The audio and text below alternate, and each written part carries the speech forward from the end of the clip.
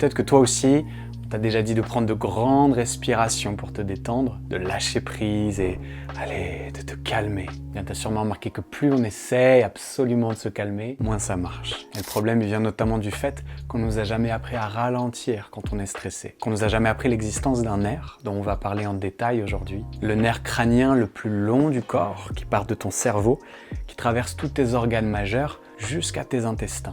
Et ce nerf, c'est le nerf vague. Et son rôle principal, c'est de t'aider à freiner quand tu en as besoin. Et bien souvent, ce nerf vague, cette pédale de frein, elle est non seulement méconnue, mais elle est aussi trop peu utilisée, trop peu entretenue. Ce qui fait qu'elle finit d'une certaine façon par se rouiller et à être moins efficace. Alors dans cette vidéo, je te propose qu'on voit ensemble qu'est-ce que c'est le nerf vague, pourquoi c'est aussi important d'apprendre à en prendre soin. Et bien sûr, on va pratiquer ensemble ce que j'estime être la technique la plus efficace et la plus simple pour encourager ton nerf vague à faire son travail correctement. Et on va commencer par une question qu'on n'a pas l'habitude de se poser.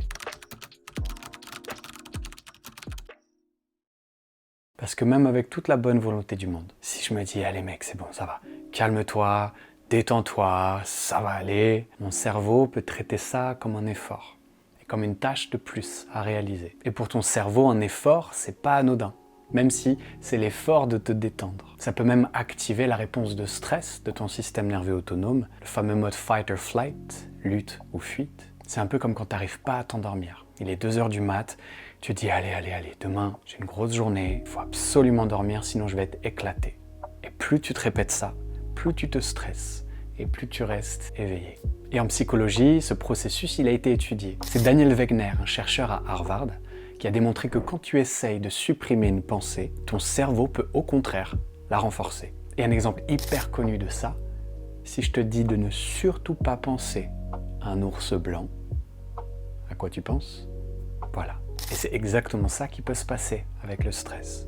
Plus je me mets la pression à me dire de ne surtout pas stresser, et plus je peux alimenter sans le vouloir cette boucle. Donc ma première invitation la prochaine fois, plutôt que de te dire mince, il faut que j'arrête de stresser, essaye plutôt de te dire j'ai le droit de ralentir et de freiner. Et quand cette forme de stress s'installe et devient chronique, il est souvent accompagné, on l'a déjà vu, d'une fatigue qui ne passe pas, d'un sommeil qui est moins réparateur, d'une digestion qui a beaucoup plus de mal à se faire, et parfois même par une forme d'anxiété de fond qui commence à devenir la norme.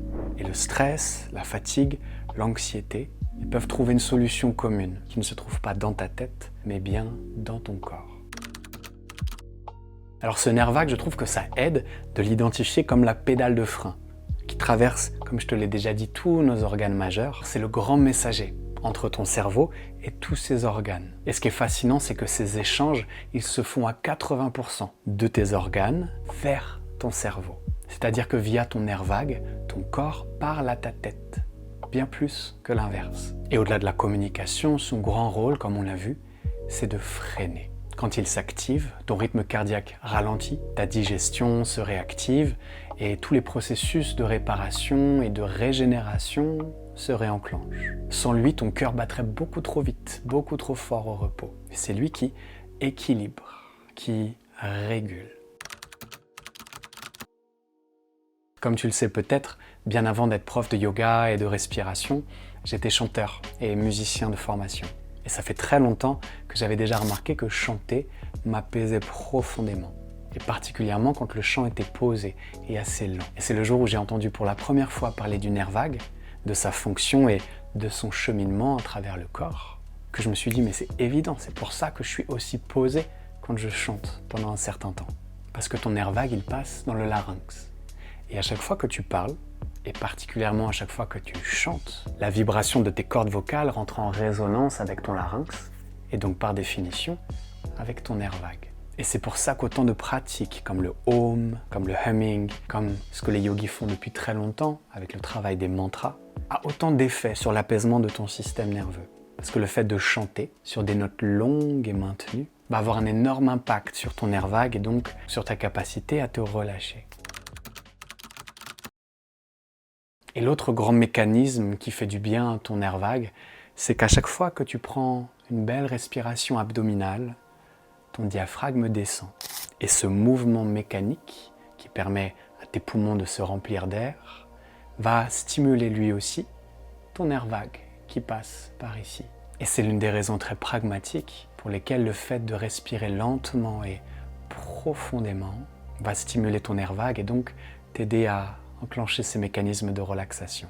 Et pour qu'on expérimente ça ensemble, je t'invite à placer une main sur ta gorge, l'autre sur l'espace de ton front. Je t'invite à fermer les yeux si tu le peux et à prendre une belle inspire par le nez jusque dans l'abdomen et bouche fermée.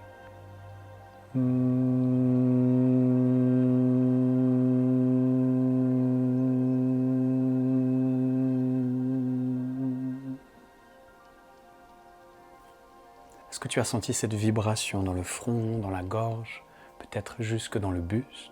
Eh bien, cette vibration, c'est selon moi la porte d'entrée la plus efficace pour encourager ton nerf vague à s'activer. Et tu peux répéter ça 5, 10, peut-être 20 fois, et tu verras comment en quelques minutes, pouf, toute ta physiologie change. Quand je vivais à Paris, c'est quelque chose que je faisais beaucoup dans le métro.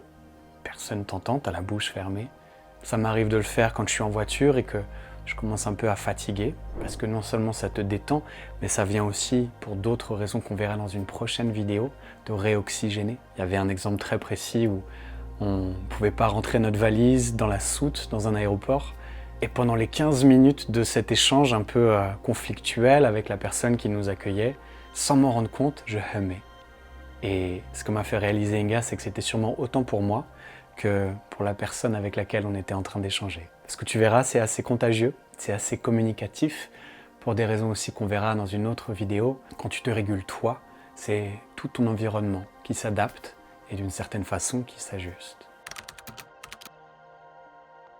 Donc on vient de voir la vibration par le son. Le deuxième grand principe, ça va être d'allonger l'expiration. Parce qu'il y a un principe universel qui est qu'à l'inspiration, ton cœur s'accélère légèrement et qu'à chaque expiration, ton nerf vague s'active et ton cœur décélère légèrement. Et donc très logiquement, quand ton expiration s'allonge, le frein de ton nerf vague naturellement s'active. Et c'est pour ça qu'il y a autant de respirations apaisantes dont l'expire est plus longue que l'inspire. La respiration 4-7-8 qui est extrêmement connue pour s'endormir, la respiration 4-4-8 que je transmets souvent, est simplement ce que j'appelle l'expiration prolongée et on va la pratiquer ensemble. On inspirera sur 4 et on expirera sur 8 en expirant, si c'est plus simple, par la bouche comme si tu soufflais dans une paille. Tu vas pouvoir laisser tes yeux se fermer, vider les poumons sur une expiration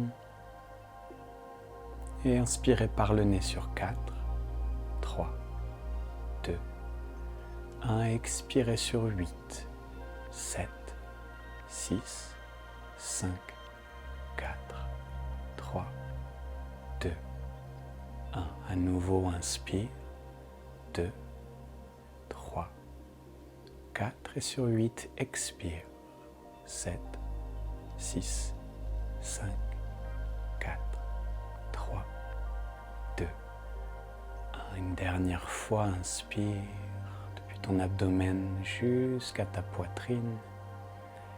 Expire, 7, 6, 5, 4, 3, 2, 1. Et laisse le souffle redevenir naturel. Et quand tu le sens, laisse tes yeux s'ouvrir à nouveau. Peut-être que tu as pu expérimenter ce que 3 respirations seulement, avec cette expiration prolongée, peuvent suffire pour changer ton état et là encore ramener dans ton système nerveux cette qualité de sécurité.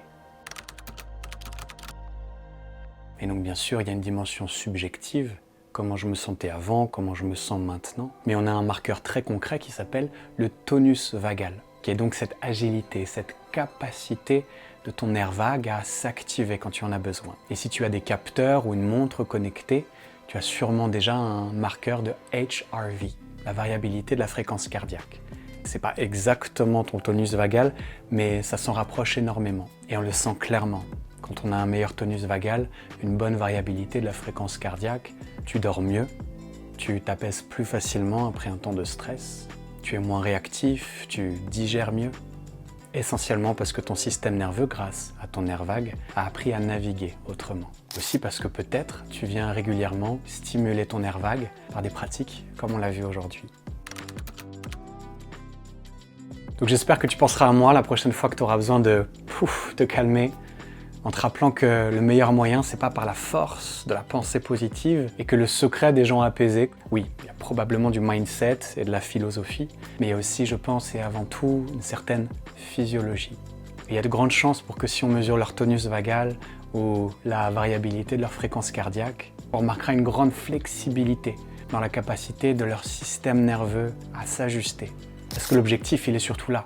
C'est pas tant d'être tout le temps calme, d'être tout le temps zen, mais c'est surtout en prenant soin de notre nerf vague et de cette capacité à ralentir que notre physiologie va pouvoir s'adapter et même se reconstruire. En se rappelant bien entendu que ça se fait pas en une nuit, ça prend du temps, de la pratique quotidienne. Et si tu es ici avec nous, tu as non seulement de plus en plus de clés de compréhension, mais surtout de pratique pour t'y accompagner, pour nourrir cette connexion avec ton corps, avec ton souffle et comme on l'a vu, avec ta voix.